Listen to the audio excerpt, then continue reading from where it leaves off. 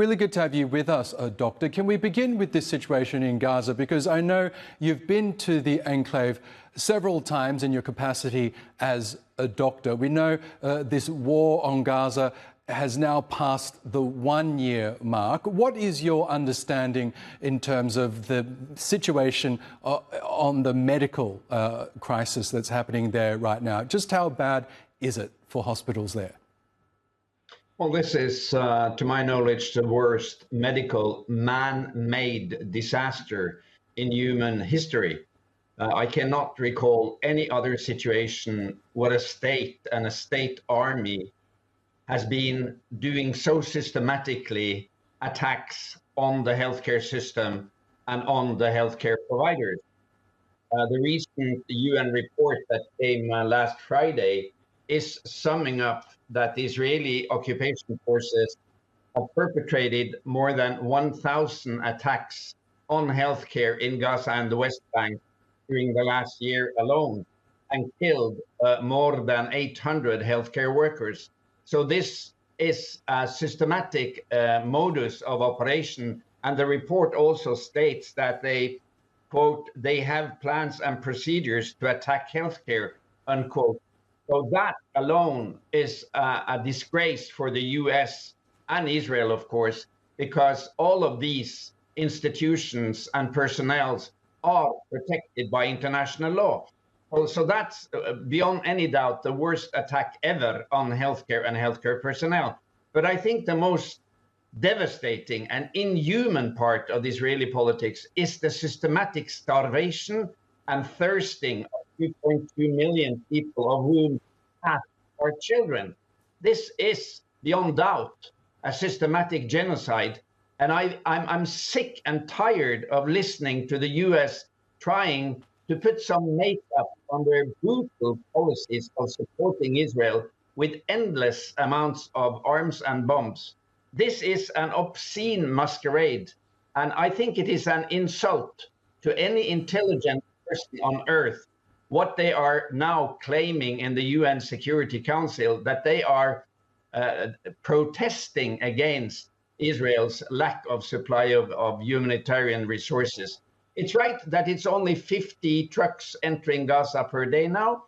The normal amount before this attack started in November last year was 500 trucks, so it's 1/10.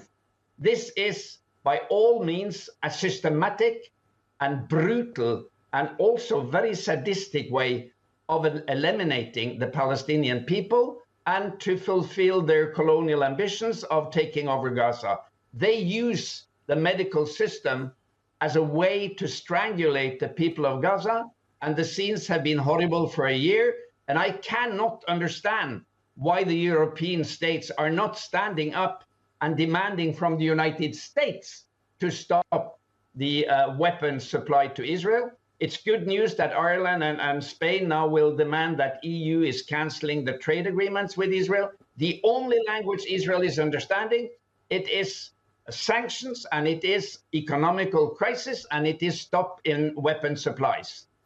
Yes, the report that you referred to there was conducted by a committee of the UN Human Rights Council over almost a year since the war began, arguing that Israel is targeting Gaza's medical infrastructure. But Israel has also been accused, as what you alluded to, using starvation as a weapon of war. We've heard many anecdotes of that being the case, but do you believe that that is in fact happening in Gaza right now? And is the US key here in order to not only stop these attacks on medical facilities in Gaza, but to stop starvation being used as a weapon of war?